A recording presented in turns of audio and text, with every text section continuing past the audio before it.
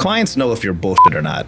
Welcome to the Front Burner Marketing Podcast. We're here today to talk about authenticity.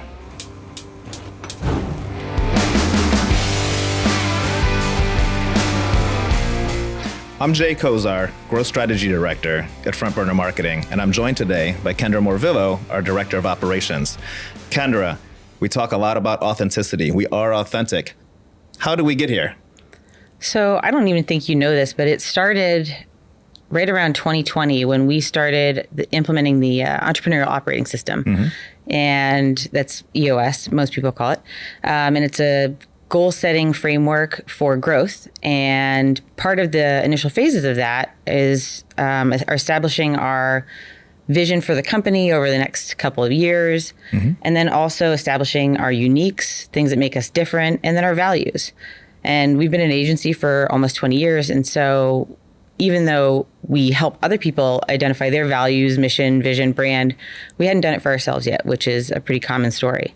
So let me interrupt real quick. Our values, I'm going to list through them. And then if we can touch upon those as we move forward, I think that'll be helpful.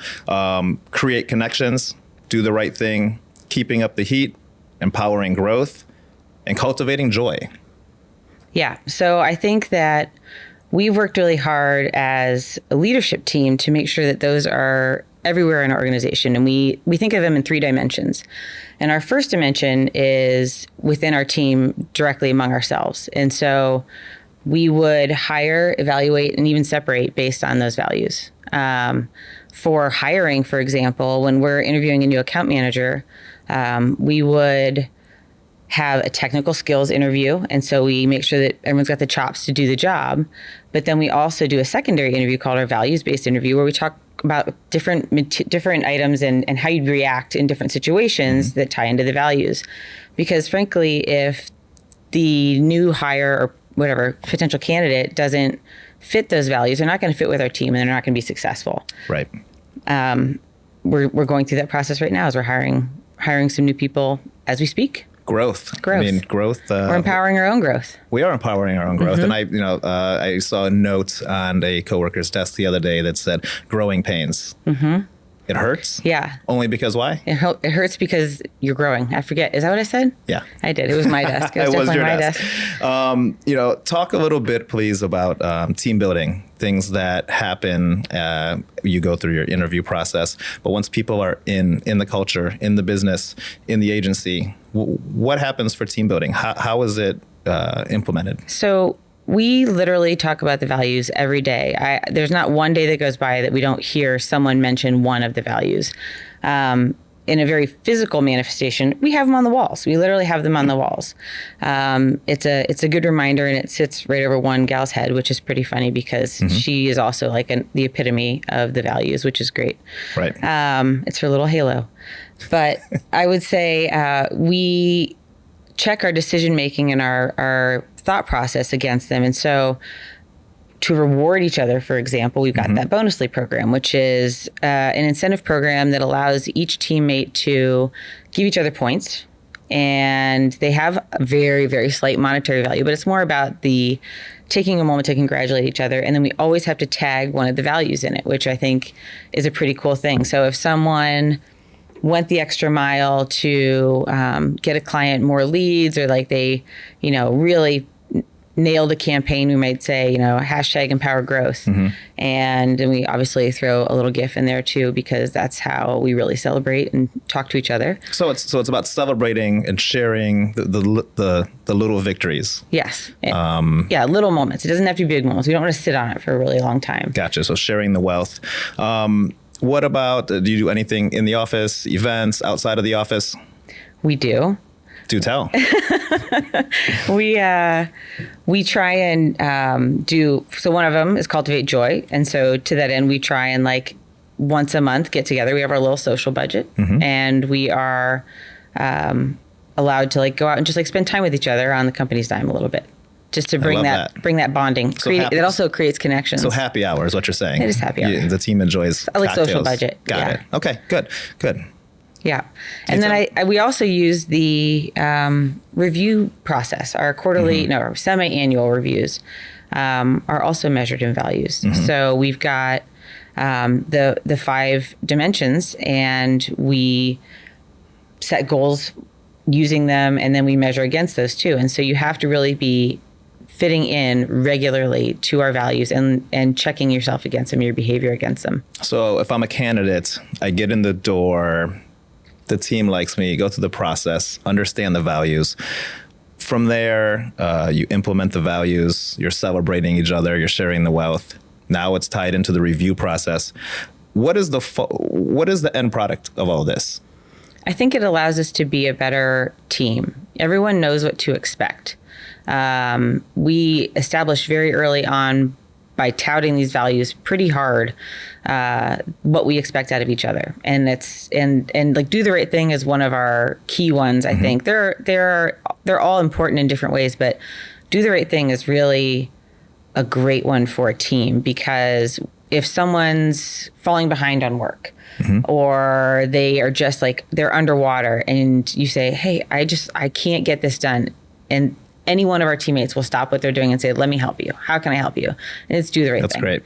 I think that it's helped us really be selective in our team creation. Just because you have the right skill set doesn't mean you have the right mindset. And I think that is shown in the way our team has really come together in the last 2 years in particular.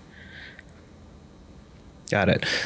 We've used the word authentic as we came in, right? And we're being marketers. We're trying to grab attention. Authenticity. What is being authentic? How is front burner marketing? How is the team authentic? Well, I think that these set of values, which took a long time to come to, we ran this around the track a couple times and really tried to find the set that grossly encompassed everything that we really wanted out of teammates. And I think it allows us to know that we've hired people that are like us, and create a safe space for us to be ourselves and to express ourselves. And that's not only supported, but it's rewarded and valued. I can say I've been with Front Burner for almost a year. And one example that I have is really about work-life balance. We talked, in preparation for this, and I remember my first review, and it kept replaying in my head that you had asked me about utilization. And not only did you ask me, did I feel like I was being utilized enough, too much, right? What felt good, what didn't, what's a fit? You had data to say, well, you're within 10% of where we expect you to be in time spent and hours worked.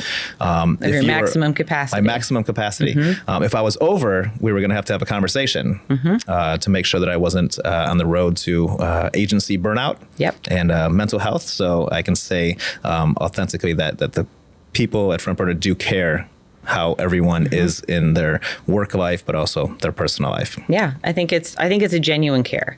And like to that end, we started doing, we've built a bunch of processes that tie into those values, and the do the right thing, empower growth.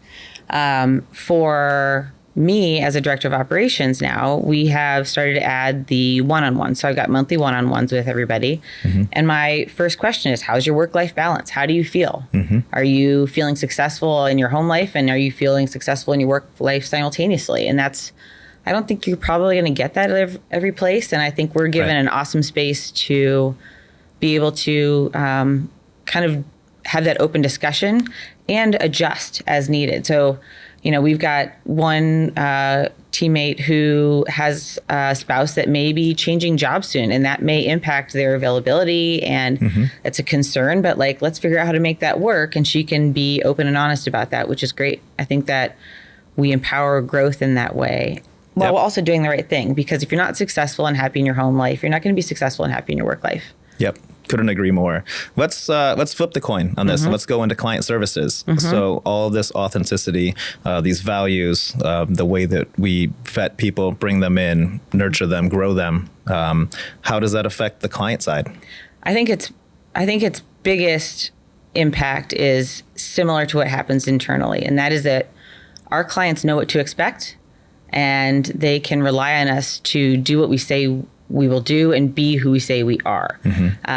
We maybe get overly close with our clients, frankly, because we have such a trusting environment with them. Right. We're never trying to pull something over on them. I tell people all the time, I don't want you to feel, my clients all the time, I don't want you to feel like you're just throwing your money in a hole, which can happen with marketing a lot. Right. They don't know where it's going. They're just spending dollars, especially like when it comes to ads or things like that. But I think having that honest conversation and being able to say, like, I don't think this is a good fit for your money, or I don't think this is necessarily the right plan.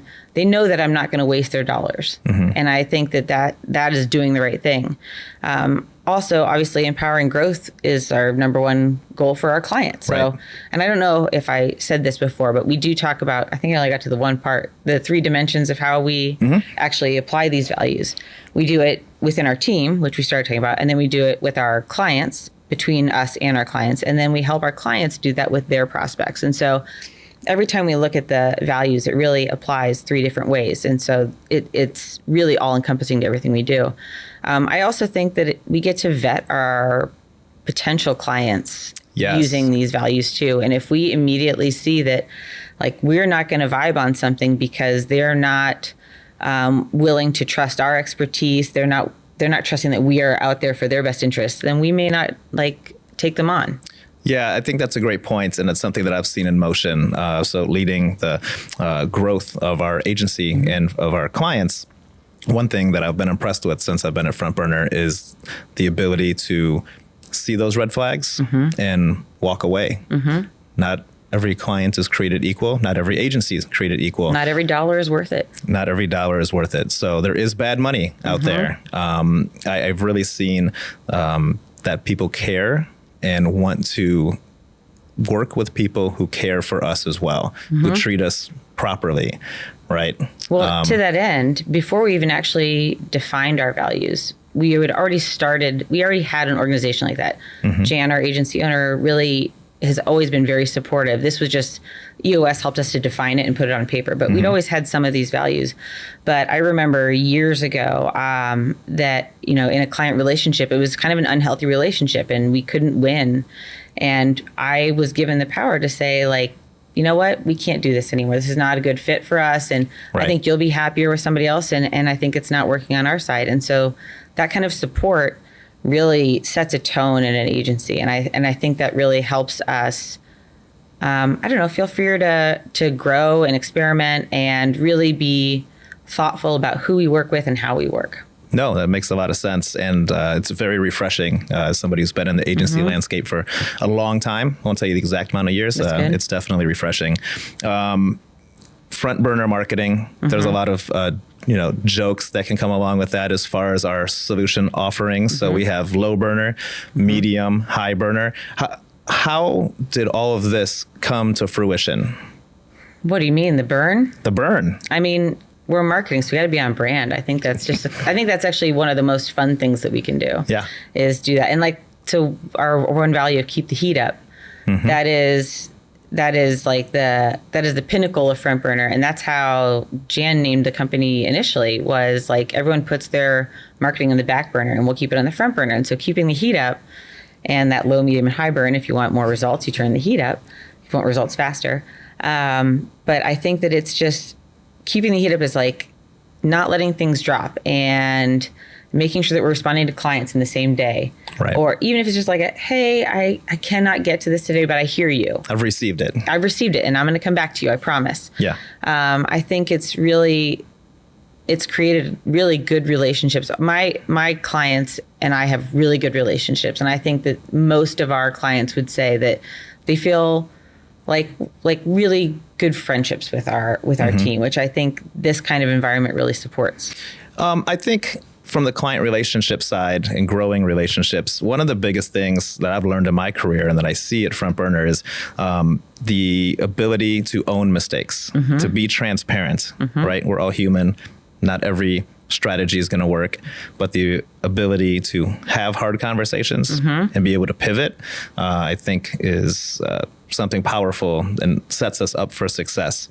Transparency is just huge. And then, you know what? We're talking about the ability of who do we want to work with, what clients, like we get to be selective through this process.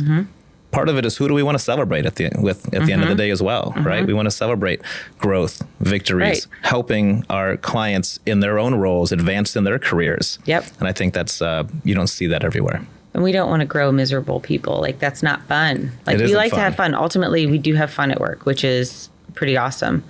And I would say what our clients know as well, as it ties to our values and how we live them and do everything against them as a check, we also apply that to their prospects, right? So empowering growth, obviously, we're trying to achieve marketing goals that they set, reach more people, get more leads, creating connections, like finding the right groups of people that different clients should be reaching so that they can hit those goals. Do you see a cross-pollination of clients? Do you have clients who all of a sudden you have another client and maybe they're a good fit? Do you bring these people together? It has happened. It has happened. Yeah.